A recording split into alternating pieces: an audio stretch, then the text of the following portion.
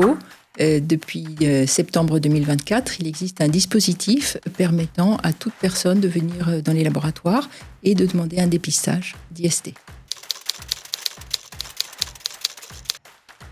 Faux. En dessous de 26 ans, il est complètement pris en charge par la sécurité sociale.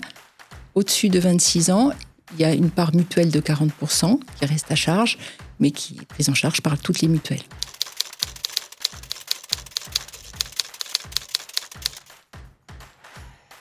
Faux. Une IST, c'est une infection, ça n'est pas encore la maladie sexuellement transmissible.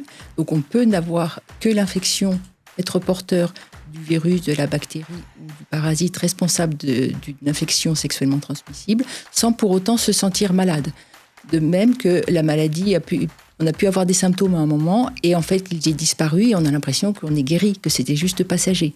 En fait, l'infection est là, et elle ne partira pas toute seule sans traitement, ce qui fait qu'elle peut évoluer vers une maladie d'une part, vous pouvez rester contagieux vis-à-vis des partenaires, et vous pouvez aussi, pour les femmes, le transmettre au bébé.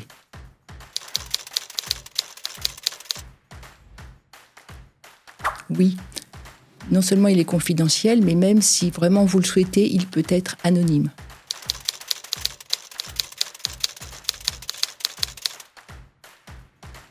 Vrai, à condition évidemment d'être accompagné d'un majeur de confiance que vous choisissez.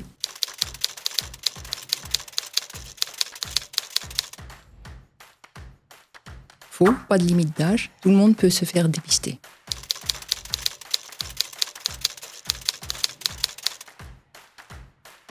Je dirais, ne fais pas l'autruche. Si tu oublies ton IST, elle ne t'oubliera pas.